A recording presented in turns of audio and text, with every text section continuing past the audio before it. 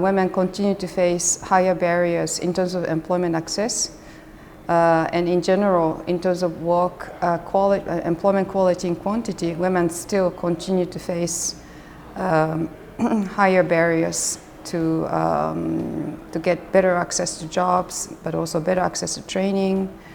And especially in rural areas, in the first instance, economic opportunities are far less as compared to more urbanized areas. Women tend to be more disadvantaged because they really have to spend many hours combining both what we call reproductive care work or reproductive work, including fetching water, fuel, as well as taking care of the family. I think there's two aspects to working on gender. Women are increasingly part of the agricultural workforce. We see that across many crops. So things like cut flowers, which are grown now in many countries for export. In more traditional crops like bananas, women are increasingly part of the workforce. I think the latest estimates say women make up 40% of the agricultural workforce. And I think they come into that workforce with different needs. We need to look at, in particular, that women have access to their maternity rights, but also that in the workplace they're not subject to discrimination, they're not subject to sexual harassment. So there are many issues for rural women workers, but I think also for us as trade unions, it's important that we train women, that we have women in leadership positions, and that we take up these issues in our collective bargaining with companies, and that we also work with governments to ensure, for instance, that maternity protection, maternity rights are available to all women in rural areas.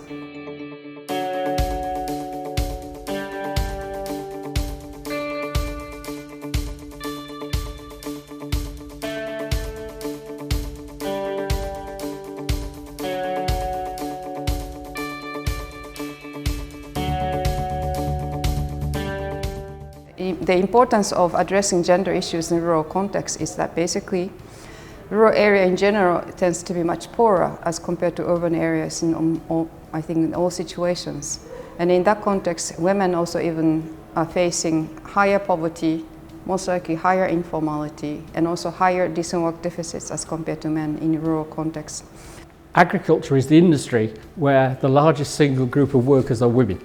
Both women, hired workers who are employed, but also self-employed women farmers. So this is the industry where women dominate. And obviously, in terms of health and safety and general standards, they can be especially at risk. Particular vulnerability to chemicals in terms of reproduction and the like.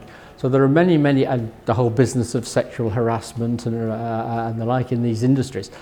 So yes, women have to be a special area of concern.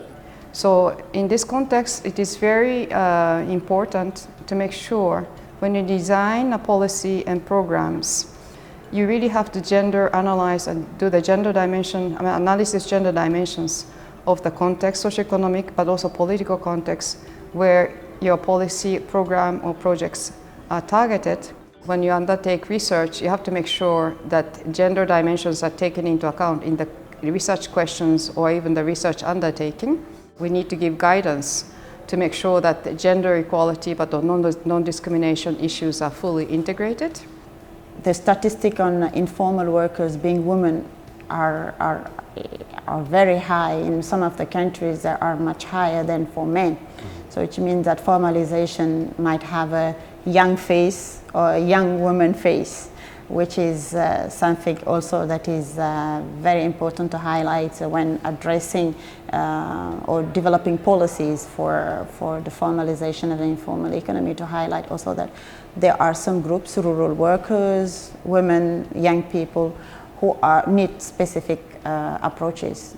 In the labor market, the chances are their access to education, skills, employment opportunities will be far less, even compared to the average women. ILO has been promoting the core fundamental rights, and in fact, gender equality rights conventions are part and parcel of the fundamental rights.